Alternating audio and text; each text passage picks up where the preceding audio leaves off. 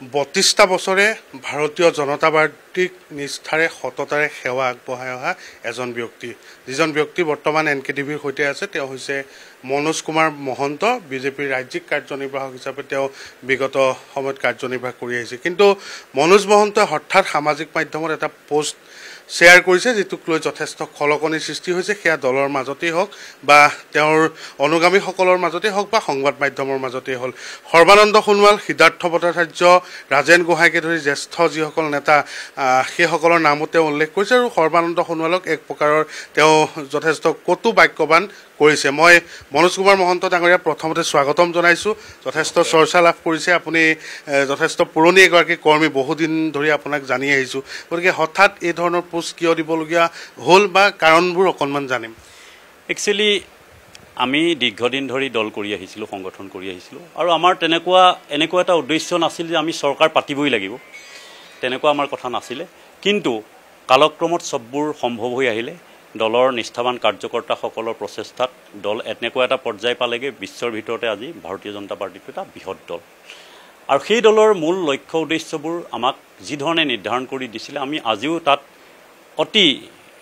মানে নিষ্ঠাৰে সেইখিনি মানি চলি আহিছোঁ পঞ্চশীল নীতিৰ পৰা আদি কৰি আমাৰ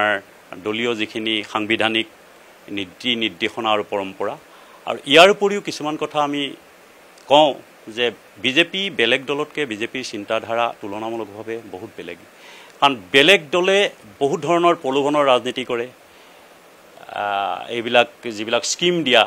স্কিমৰ সেই ৰাজনীতি কৰি দলৰ সংগঠন বহুৱাৰ চিন্তা কৰে কিন্তু বিজেপি তেনেকুৱা দল নহয় বিজেপি কেডাৰ বেছ দল বিজেপিয়ে গ্ৰাছৰুটৰ পৰা সংগঠন কৰে আৰু সেই সংগঠন দলৰ কাৰ্যকৰ্তাসকলে নিজৰ গাঁঠিৰ ধন ভাঙি বিগত 4টা দশক ধৰি কৰি আহিছে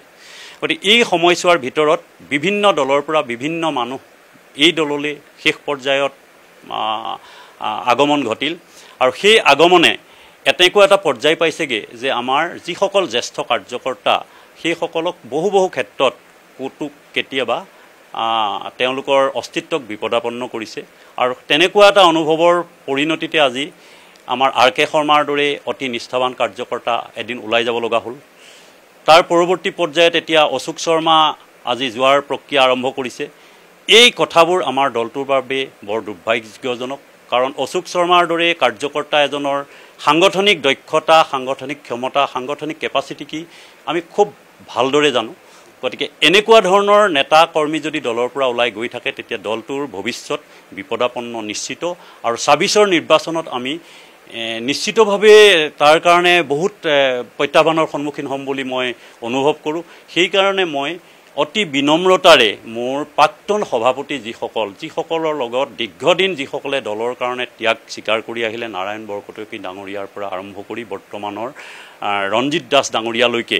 সেই সভাপতিসকললৈ মই আহ্বান জনাবলৈ বাধ্য হ'লোঁ কাৰণ অশোক শৰ্মাৰ দৰে ব্যক্তিসকল আৰু যাতে কোনো এজন দলৰ পৰা বিতাড়িত হ'ব লগা নহয় দলৰ পৰা ওলাই যাব লগা পৰিস্থিতিৰ সৃষ্টি নহয়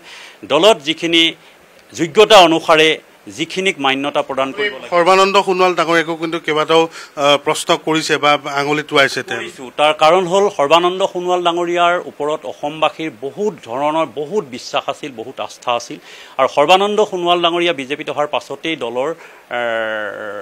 যিটো গতিধাৰা সি অতি তীব্ৰতৰ হৈ উঠিছিল সেই কথা আমি স্বীকাৰ কৰিবই লাগিব আৰু সেই বিশ্বাসৰ ওপৰত ভিত্তি কৰি সৰ্বানন্দ সোণোৱাল ডাঙৰীয়া মুখ্যমন্ত্ৰী হ'ব বুলিয়ে বিগত নিৰ্বাচনত ৰাইজে সৰ্বাধিক ভোট দিছিলে মানে বিজেপিক ভোট দিছিলে আৰু তাৰ পৰৱৰ্তী পৰ্যায়ত ঠিক আছে দলৰ অনুশাসন মতে তেওঁ হয়তো মুখ্যমন্ত্ৰী হ'ব নোৱাৰিলে কিন্তু যদিও নোৱাৰিলে তেওঁ দলৰ বাকীসকল কাৰ্যকৰ্তাৰ কথা বিশেষ চিন্তা নকৰি কেন্দ্ৰলৈ গুচি যোৱাৰ ক্ষেত্ৰত মোৰ আপত্তি আছে আৰু মই সেইটো খুব ভাল ধৰণে ল'ব পৰা নাই কেলে তেওঁৰ দৰে নেতাৰ অভাৱে আজি আমাক দলটো বিপদাপন্ন নিশ্চিতভাৱে কৰিছে সেইটো কোনোবাই ওপৰ লেভেলত অনুভৱ নকৰিব পাৰে আমি গ্ৰাছৰুটত থকা কাৰ্যকৰ্তা হিচাপে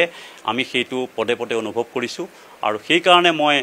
আশা কৰোঁ তেখেতে প্ৰত্যেকজন দলৰ নেতা বিশেষকৈ নেতাসকলো আমাৰ কাৰ্যকৰ্তাই গতিকে কাৰ্যকৰ্তাসকলে বিজেপিক সংগঠিত কৰি ৰখাৰ কাৰণে উন্নয়নৰ ধাৰাবাহিকতা অক্ষুণ্ণ ৰখাৰ কাৰণে তেওঁলোকে নিজে ত্যাগ স্বীকাৰ কৰক প্ৰয়োজন হ'লে কোনোবা দায়িত্ব আজি ৰঞ্জিত দাসে যদি তেওঁৰ দায়িত্ব এৰিব লগা হয় এৰি দিয়ক কিন্তু সংগঠনটো ধৰি ৰাখক যাতে আৰু 10টা 15টা 20টা বছৰলৈ যাতে বিজেপি চৰকাৰ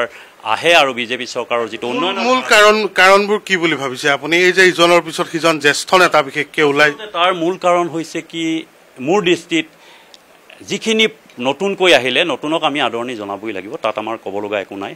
আৰু তাত জ্যেষ্ঠসকলৰ উজোৱাৰ প্ৰতিও নাছিলে কিন্তু তুলনামূলকভাৱে আজি মুখ্যমন্ত্ৰী ডাঙৰীয়াই নতুনসকলক যি ধৰণে সংস্থাপিত কৰি আনিলে পুৰণা নেতা কৰ্মীসকলৰ সংস্থাপনৰ কথা আজি পৰ্যন্ত কোনেও গুৰুত্ব সহকাৰে নললে আৰু এই ক্ষেত্ৰত সৰ্বাদায়ো উদাসীনতা প্ৰদৰ্শন কৰিলে কাৰণ তেওঁ বিষয়বোৰ কি ধৰণে ভাবিছিল হয়তো তেওঁ জানিব কিন্তু মই ভাবোঁ তেখেতে খুব চিৰিয়াছলি বা গভীৰভাৱে সেই বিষয়বোৰ চিন্তা কৰিব নোৱাৰিলে বা নকৰিলে তাৰ পৰিণতিত আজি বিজেপিৰ জ্যেষ্ঠ কাৰ্যকৰ্তাসকল বিতুষ্ট হৈছে আৰু সেই বিতুষ্টতাৰ ফলশ্ৰুতিয়ে মই ভাবোঁ উজনি অসমত কংগ্ৰেছে খোপনি পুতিবলৈ আগবঢ়া বা হৈ যোৱা নিৰ্বাচনত গৌৰৱ গগৈৰ প্ৰতি যিটো মানে আস্থা প্ৰদৰ্শন কৰিলে সি এটা মই কাৰণ বা ফেক্টৰ বুলি ভাবোঁ